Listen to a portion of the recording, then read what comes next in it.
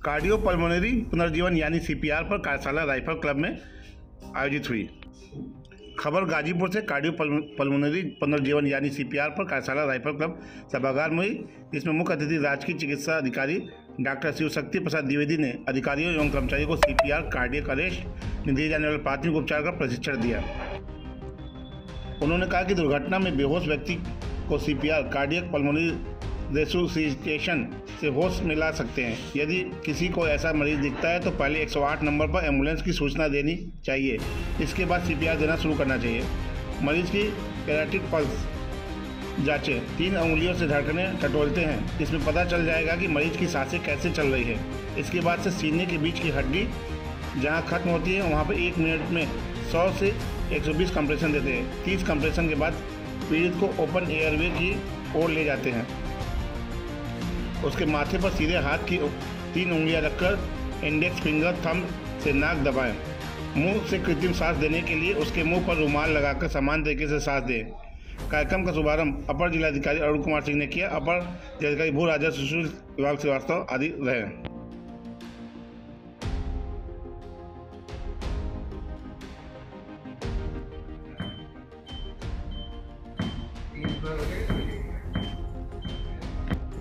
इसलिए भी है कि हमें जो चेस्ट पे दबाव डालना है, छाती पे जो कंप्रेशन देना है वो 2 इंच गहरा होना चाहिए।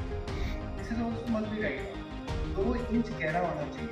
आधा इंच सब अपनी छाती दबा के बताइए, दबाइए, ट्राई कीजिए।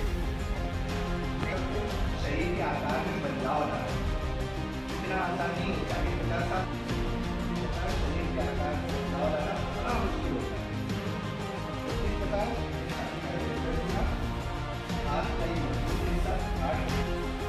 देखिए, जैसा कि विगत कुछ वर्षों से हार्ट अटैक के पेशेंट, कार्डियक अरेस्ट के पेशेंट बहुत ज़्यादा बढ़े हैं हमारे देश में। हमने देखा है कि डेली टू डेली लाइफ में हम सभी जानते हैं, टेलीविजन के माध्यम से, पेपर के माध्यम से बहुत यंग एज में, बहुत कम उम्र में लोगों को कार्डियक अरेस्ट हो रहा है। इसका मुख्य कारण ये है कि लोगों की जो दिनचर्या है, जो लाइफस्टाइल है, वो बदल चुकी है। और 2 सबसे इम्पॉर्टेंट कारण है वो इन 2 सालों में जो भयंकर महामारी जिसे हम कोविड बोलते हैं, कोरोना की वजह से हमारा हार्ट पूरी तरीके से इन्फेक्टेड हो चुका है, लंग्स पूरी तरीके से इन्फेक्टेड हो चुका है। प्रॉब्लम ये होती है कि इस महामारी में करीब 100% लोग पॉजिटिव आए होंगे। कुछ लोगों ने जांचें जो कराई वो पॉजिटिव निकल गए, और कुछ लोगों ने जांचें नहीं कराई, उनको पता नहीं चला। लेकिन ऐसा नहीं है कि वो पॉजिटिव नहीं, वो भी पॉजिटिव आए। उसकी वजह से हमारा लंग्स बुरी तरीके से इन्फेक्टेड हो गया, इम्यून सिस्टम कमज़ोर हो गए।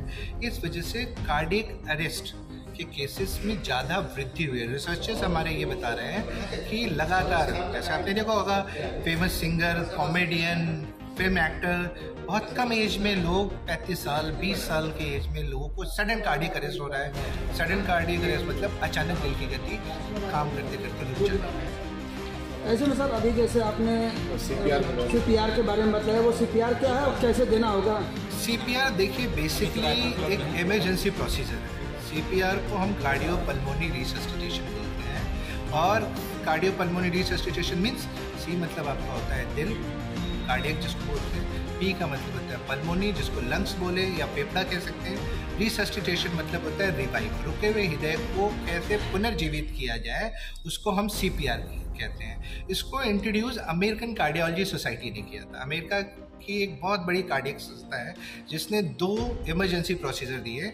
एक ACLS जिसको हम एडवांस कार्डियक लाइफ सपोर्ट कहते हैं, which is comprises of emergency cardiac medicine, जितनी दवाइयाँ जो कार्डियक की दवाइयाँ हैं लेकिन वो यूज़ हॉस्पिटल प्रेमाइसेस में होती हैं। और एक है BLS जिसे हम कहते हैं बेसिक लाइफ सपोर्ट, जिसके अंतर्गत हमारा CPR आता है, कार्डियोपल्मोनरी रिससिटेशन। CPR के माध्यम से हम रुके हुए दिल को पुनर्जीवित कर सकते हैं। अभी हाल में एक केस हुआ था बरेली की SHO का कि एक हैंगिंग का केस आया, फांसी का केस आया। बरेली के SHO मौका वारदात में वहाँ पहुँची, उन्होंने लाश को नीचे उतारा और उन्होंने CPR देना स्टार्ट किया। फॉर्चुनेटली जिस लेडी ने फांसी लगा के जान दी थी वो जीवित हो गई। ये बड़ा प्रोमिनेंट केस है, हमारे मुख्यमंत्री जी ने उसको सम्मानित भी किया।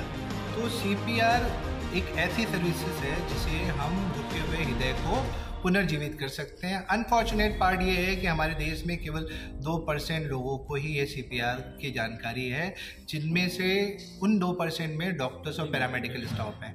कॉमन पब्लिक को इसके बारे में जानकारी बिल्कुल नहीं है, जिसके बारे में जानना नितांत आवश्यक है। कार्डियक अरेस्ट आजकल लगातार लोगों को हो रहे हैं, क्या कारण है कार्डियक अरेस्ट आने के? देखिए, कार्डियक अरेस्ट आने के कई कारण हो सकते हैं। जैसा मैंने आपको बताया ना, कार्डियक अरेस्ट दिल का दौरा नहीं होता, लेकिन कार्डियक अरेस्ट दिल के दौरे की वजह से हो सकता है। दिल का दौरा मतलब हार्ट अटैक।